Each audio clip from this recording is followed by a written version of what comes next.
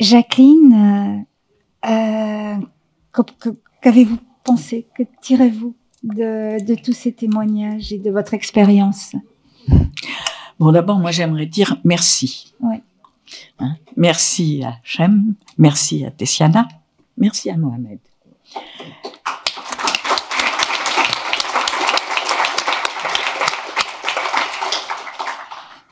Puis merci Véronique, tu n'es pas réfugiée, mais tu viens de l'autre côté de la frontière quand même. Ah, moi je viens de Belgique. Voilà. Bon, et puis, soyons sérieux, on va sortir des fantasmes. Beaucoup d'entre nous ici, dans cette salle, ont une histoire migratoire, viennent d'ailleurs, alors à des générations différentes. Et justement, merci, pourquoi? Parce que à la fois vous montrez la singularité de vos histoires, et en même temps, tous ces désordres liés à l'exil, toutes ces souffrances liées à l'exil, ces dangers, mais aussi les rencontres. Vous avez fait des rencontres avec des personnes qui étaient là, qui vous ont accueillis, et comme disait Joséphine Baker, débarquant du train pour la première fois à Paris, quelqu'un m'a souri. Et c'est ça aussi, si on parle d'hospitalité, on parle aussi bien de la singularité de l'histoire des personnes que des grands mouvements géopolitiques, que des évolutions des politiques nationales, mais oui, en même temps, valoriser l'autonomie des personnes, valoriser leur courage, valoriser leur stratégie. C'est pas un objet, un migrant.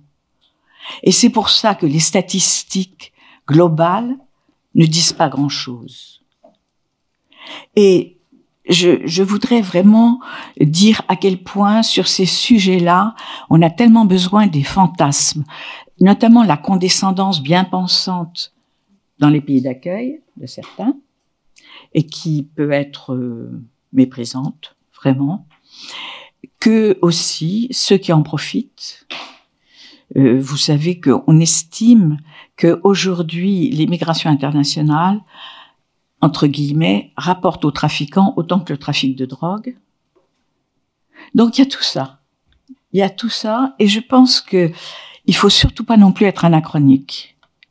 Arriver avec des analyses d'il y a 4 ou 5 ans, mais il y a 4 ou 5 ans, il n'y avait pas la question de l'Ukraine.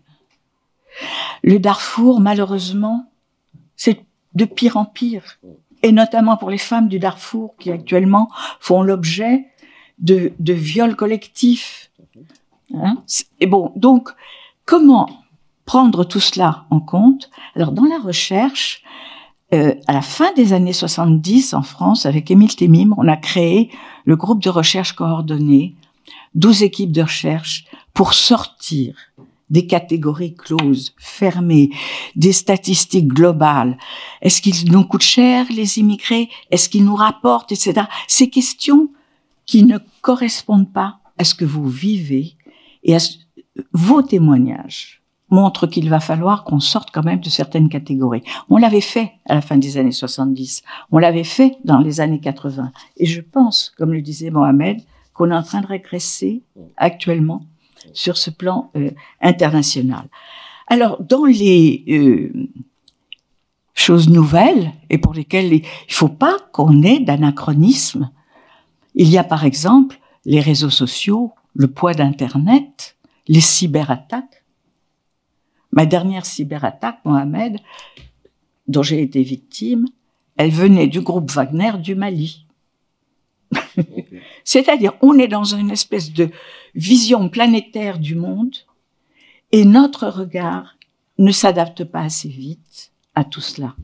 Et vous nous rappelez, à juste titre, il faut qu'on évolue, il faut qu'on regarde autrement parce que sinon, on sera vraiment inadapté dans les réponses, dans la rencontre, dans les choix que l'on peut faire ensemble.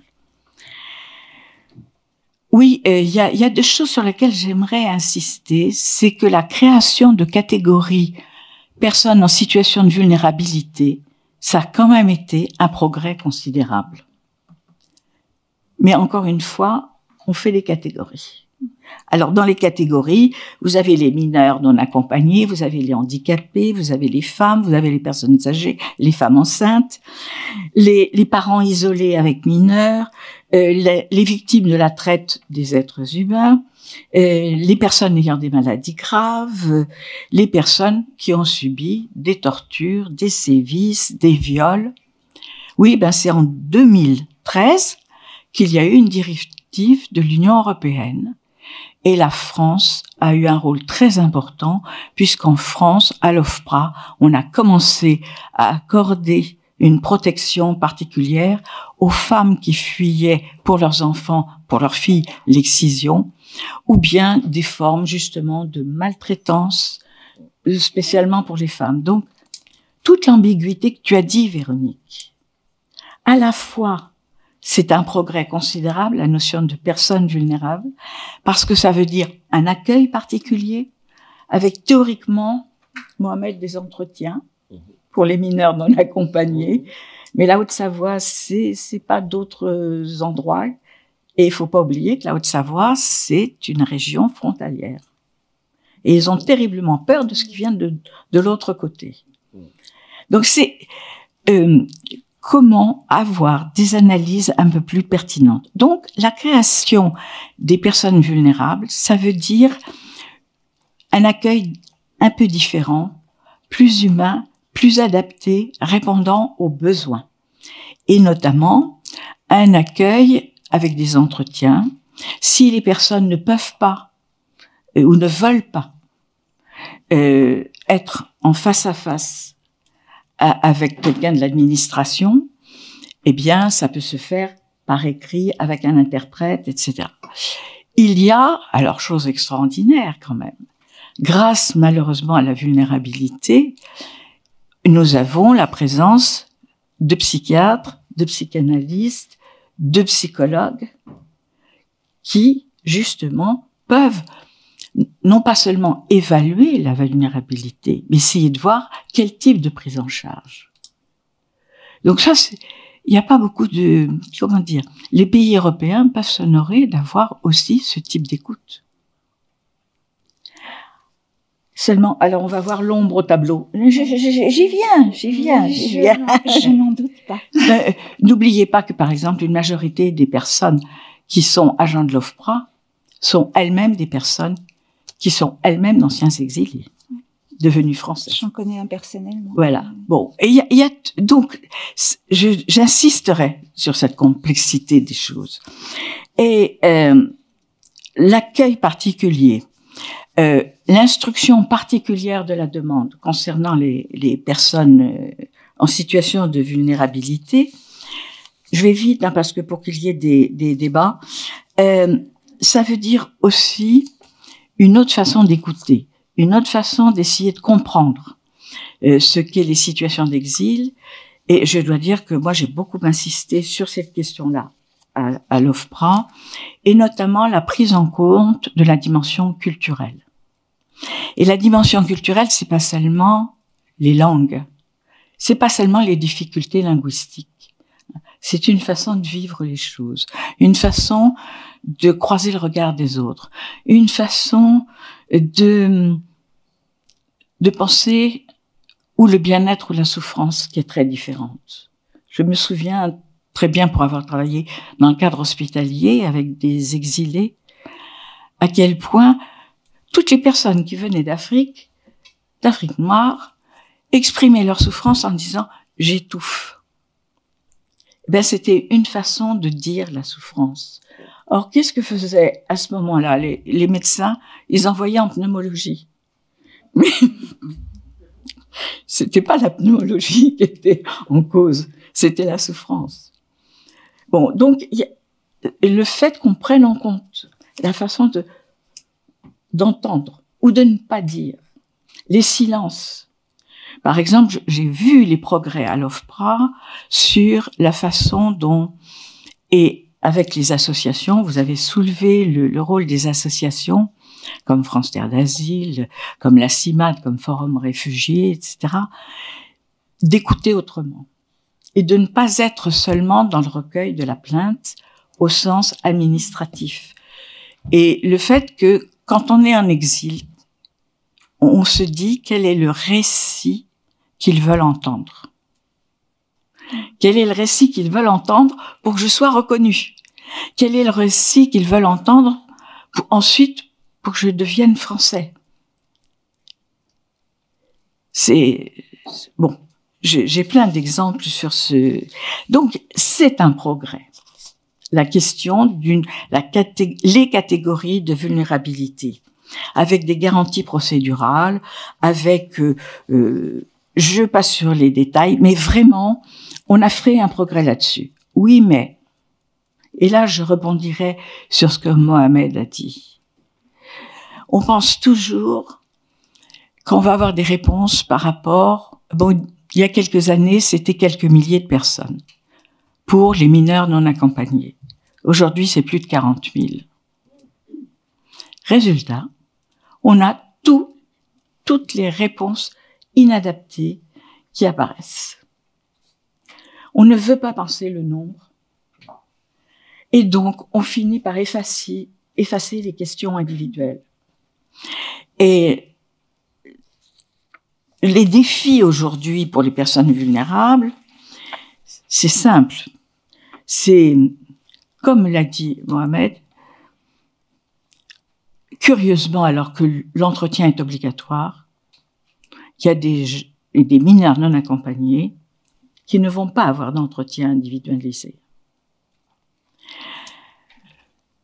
Les médecins, théoriquement, il y a une prise en charge médicale. Et ça aussi, c'était important dans la vulnérabilité. Oui, merci. C'est ça, donner de l'air à ceux qui étouffent. C'est exactement, ça résume très bien ce que devrait être l'accueil. Bon, un autre point important. Nous avons des catégories juridiques. Et dans ces catégories juridiques, il y a les seuils d'âge. Difficile à comprendre quand on est en situation d'exil. Difficile à comprendre quand on vient de cultures où l'initiation qui permet de devenir adulte, c'est pas un seuil d'âge d'état civil. Et donc, on en arrive à, comme on disait au Moyen-Âge, saisir le vif, c'est-à-dire le corps. On va donner au corps un langage qui n'est pas celui de l'exil. Et donc, on va, par exemple, faire les examens osseux. Ça fait des années qu'on se bat sur la question des examens osseux parce qu'on ne sait pas comment faire. Pourquoi il y a tant de dossiers qui tardent à recevoir une réponse? L'absence d'état civil, l'absence de papier d'identité, avec parfois des passeurs qui ont demandé que l'on déchire les papiers. Or, nous sommes dans un système juridique, on a besoin pour être sujet de droit, pour être reconnu, pour avoir un logement, pour avoir des aides sociales. Et ça en est fait beaucoup plus facile pour des personnes qui viennent de pays où il y a un état civil. Mais quand on vient d'un pays où il n'y a pas d'état civil, ou bien pour avoir un état civil, il faut payer un fonctionnaire, le fonctionnaire corrompu. Là, le retard principal des dossiers vient de là. Et c'est le service de l'état civil qui, à l'OFPRA, est le plus débordé, ne sait plus comment faire. Aujourd'hui, l'OFPRA est en grève. Il y a déjà eu une grève. Tout simplement, ils ne savent plus comment faire. Alors, oui, il y a tout cela, donc les examens osseux, on est théoriquement contre, et on est pris au piège de réponses par rapport à des catégories juridiques. Même chose, le logement. Théoriquement, les personnes en situation vulnérable ont droit à un hébergement. Ah oui, mais il n'y a pas assez de place, il n'y a pas assez de logement. Et là, et c'est pour ça que je vais arriver à la fin, toute l'incompréhension qu'il peut y avoir dans la situation des personnes, je dis en exil en général, mais il faudrait quand même distinguer les différentes façons de migrer et d'arriver dans un pays. Les personnes qui sont ici, qui parfois ne sont qu'une deuxième génération, ne supportent pas ce que les Américains appellent ceux qui ont fermé la porte derrière soi. Le syndrome de la porte fermée derrière soi. C'est-à-dire ceux qui se sont installés, mais dont les parents ou les grands-parents venaient d'ailleurs. Ce sont les plus intraitables dans le refus des nouveaux arrivants.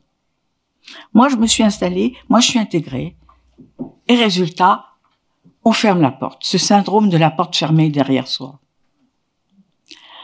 Il faut qu'on travaille là-dessus au lieu d'avoir des discours tout faits. Et oui. Et donc, c'est là où il faut qu'on arrive à faire ce que l'on a fait récemment avec la question des Ukrainiens.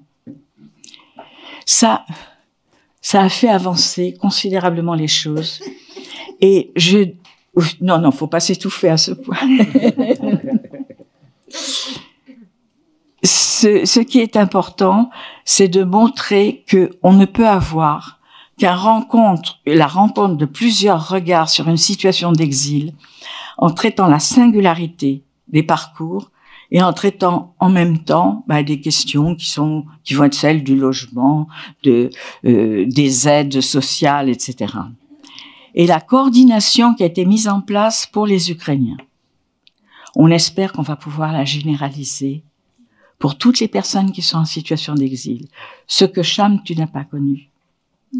Les Ukrainiens l'ont connu. Eh bien, très bien. On a fait des progrès pour les Ukrainiens. Eh bien, qu'on généralise. Voilà.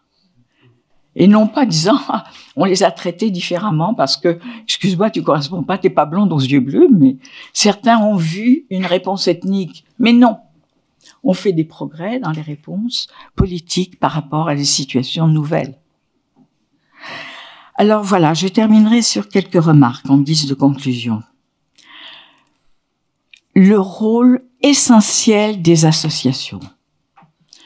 Justement, plus les situations sont complexes, plus les situations sont évolutives, plus les situations nous mettent face à des responsabilités politiques, plus les institutions doivent travailler avec les associations. C'est un travail complémentaire. Et les associations ont un travail d'observation, d'analyse, de critique des modes de prise en charge qui sont inadaptés. Ce que vous faites aussi, Mohamed, en étant éducateur. C'est-à-dire un regard. Faites attention. Vos réponses se veulent généreuses, mais elles sont à côté. Elles sont décalées. Elles ne répondent pas. C'est aussi un rôle de plaidoyer. Actuellement, puisqu'il y a le débat sur la loi sur l'immigration, toutes les associations sont engagées dans un rôle de plaidoyer. C'est-à-dire que les associations sont pas là simplement, c'est déjà beaucoup, pour apporter de l'aide, mais pour faire évoluer les choses. Alors, ça veut dire aussi qu'il y a des problèmes communs.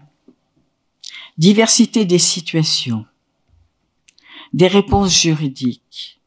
Ce n'est pas l'absurdité de comparer des chiffres entre l'Allemagne et, par exemple, la France, alors que les catégories ne sont pas les mêmes et qu'on ne compte pas de la même façon. Eurostat, qui fait des statistiques au niveau européen, sait très bien que, par exemple, la France n'a pas la même définition. Donc, faisons très attention à cela. Moi, j'ai dirigé l'Observatoire de statistiques de l'immigration et de l'intégration. Je peux vous dire, méfiez-vous des statistiques. Quelle imposture! La statistique est juste sur un point, c'est qu'elle mesure l'activité des services. Alors, diversité des situations, des statuts, complexité croissante des phénomènes migratoires, et ça va aller de plus en plus vers la complexité. Rapidité d'évolution en fonction de la géopolitique, mondialisation des différentes façons de traverser les frontières, mais aussi à l'intérieur. Le continent africain est le continent où il y a le plus de mouvements migratoires à l'intérieur du continent. Donc, diversité des causes, des motifs, des trajectoires, des phénomènes de réinstallation, des phénomènes de relocalisation. La Grande-Bretagne, pays dont on peut dire qui a inventé la liberté, qui en est à penser à des réinstallations au Rwanda. Hein? Voilà, il y aurait beaucoup de choses à dire là-dessus. Donc, problème clé de l'identification des personnes. On ne traite pas seulement de mouvements de migrants, d'exilés, de demandeurs d'asile, comme on traite de marchandises. Ça nous coûte combien? Ça nous rapporte combien? Non. Et ce qui veut dire qu'il faut que l'on arrive à penser tout cela en même temps, ne pas entrer, quand on est dans une logique de catégorie, dans une logique de concurrence des victimes. C'est incroyable ce que l'on a entendu par rapport à l'Ukraine. Vous vous rendez compte combien vous avez été privilégiés? Voilà, donc ça, on ne peut pas accepter ça. Vraiment. Et puis, eh bien, on est dans la situation que l'on savait déjà, il y a 30 ans, qu'on allait aller vers ce genre de, d'imbroglio, où nos responsabilités seront d'autant plus grandes si on accepte la complexité, si on accepte la rapidité d'évolution, si on accepte qu'il y ait tout et il n'y a pas les bons d'un côté, les méchants de l'autre. Eh bien, ça voudra dire que l'on repense nos responsabilités un peu différemment. Chacun à sa place, et aussi sur le plan plus général et sur le plan de l'organisation internationale. Alors, je terminerai par l'expérience que j'ai eue en tant que membre du collège pour les sans-papiers de Saint-Bernard. Et là, c'est très intéressant. Il y avait eu la prise de conscience que la dimension culturelle, comme la dimension sociale, économique, etc., allait entrer dans un mix difficile à analyser. C'est Ariane Mouchkine, directrice du Théâtre du Soleil, qui a pris l'initiative du collège pour les sans-papiers de Saint-Bernard. Et qui est-ce qu'il y avait dans ce collège? Laurent Schwartz, mathématicien, Jean-Pierre Vernant, Pierre Vidal-Naquet, Lucie et Raymond Roubrac, l'amiral Sanguinetti. Et puis, on avait le petit sous-groupe Pierre Lioncan, le père Coste, jésuite, et moi-même. On a passé des jours et des nuits à instruire les dossiers. Et puis, il y avait Stéphane Hessel, qui était le porte-parole du groupe. Et là, nous avons vu apparaître, et je terminerai là-dessus, quelque chose qui relève de notre responsabilité. Ceux qui voulaient la régularisation de tous, sans procédure. Ça voulait dire qu'on régularisait aussi les proxénètes, les marchands de sommeil, les trafiquants, ceux qui faisaient de la traite des êtres humains, parce qu'il y en avait. Et puis, au contraire, instruire les demandes, réindividualiser la demande, remettre la personne dans sa trajectoire migratoire et la façon dont devenir acteur de sa vie. Eh bien, nous avons eu beaucoup plus de régularisation par cette méthode respectueuse de l'individualité des personnes. Alors, voilà, pardon, c'était des petites... Mais j'ai pensé à tout ça en vous écoutant. Et la façon de vous remercier, c'est de vous dire, on a tous à évoluer ensemble. Et il n'y a pas seulement on ouvre sa porte ou pas, on la ferme ou pas. Ça, c'est des fausses questions. Et de toute façon, on est tous des produits de migration depuis des siècles.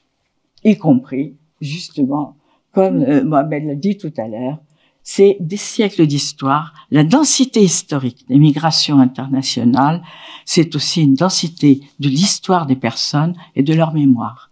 Donc, hommage à leur mémoire.